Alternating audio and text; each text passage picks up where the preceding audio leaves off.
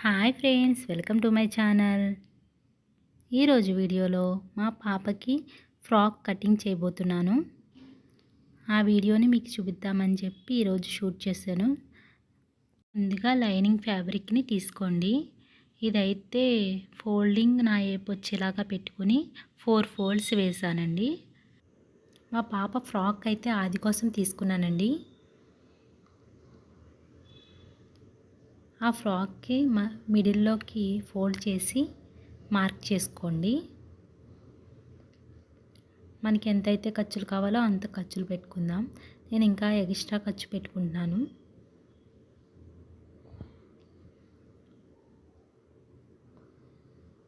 మనకి neck line draw చేసుకుందాం. అలాగే భుజాలు కూడా డ్రా చేసుకున్నాము. అదిగోండి, మెజర్మెంట్స్ కావాలి అంటే ఇటు 2 ఇంచెస్ ఇటు 2 ఇంచెస్కి మార్క్ చేసుకున్నాను.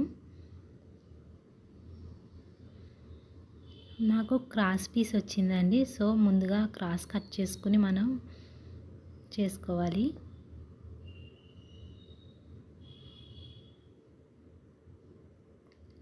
నెక్ డెప్త్ వచ్చేసి 3 ఇంచెస్కి పెట్టుకున్నానండి, మార్క్ చేసుకున్నాను. మనం ముందుగా స్క్వేర్ షేప్లో డ్రా చేసుకుని ఒక కర్వ్ లాగా తిప్పుకోవాలండి, ఒక 1 ఇంచ్కి అట్లాగా. ఇప్పుడు నేను ఇదైతే 4 ఇంచెస్ పెట్టుకున్నానండి ఆర్మ్ హోల్డ్. చూసారు కదా, ఏ విధంగా అయితే కర్వ్ తిప్పానో ఆ విధంగా మీరు కూడా కర్వ్ తిప్పేసుకోండి. మనకి ఇప్పుడు టాప్ లెంత్ ఎంత వచ్చిందో చూసుకుని మార్క్ చేసుకోవాలండి. చూసారు కదా, నాకు అక్కడ వరకు వచ్చింది, డ్రా చేసుకున్నాను. నాకు ఇంకా కొంచెం పొడుగు కావాలని చెప్పి ఇంకా కొంచెం కిందకి మార్క్ చేసుకున్నాను.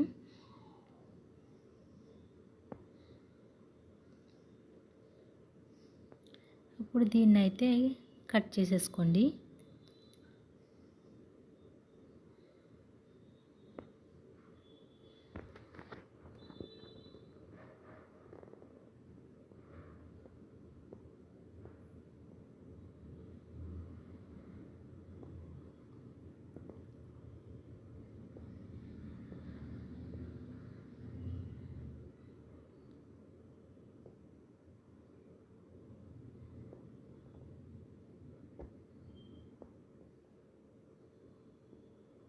లైనింగ్ ఫ్యాబ్రిక్ కటింగ్ అయితే అయిపోయిందండి.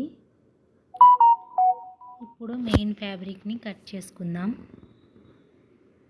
మెయిన్ ఫ్యాబ్రిక్ అయితే మాత్రం అసలు బాగా క్రాస్ పీస్ వచ్చేసిందండి. ఆ క్రాసులు తీసినాను, మళ్ళీ క్రాస్ కనిపిస్తుంది, అట్లా చాలా విసుగు పుట్టించిందండి. అందుకని చెప్పి నేను ఆ మెయిన్ ఫ్యాబ్రిక్ మీదే లైనింగ్ ఫ్యాబ్రిక్ పెట్టి ఇలా కట్ చేశానండి. ఎందుకంటే బాగా జరిగిపోతుంది.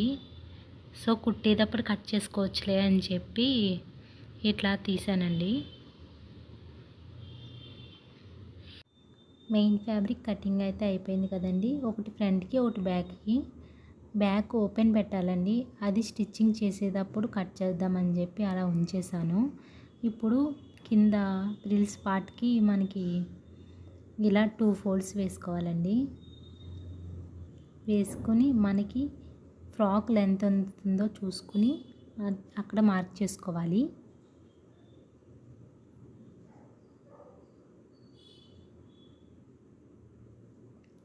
చూసారు కదా, క్రాస్లు అయ్యి మీకు వీడియోలో క్లారిటీగా తెలుస్తుంది కదండి.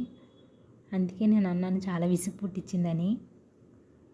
ఇదిగోండి, లెంత్ అయితే చెక్ చేసేసుకున్నాను. దాన్ని బట్టి మిడిల్లోకి కట్ చేసేసుకోవాలి.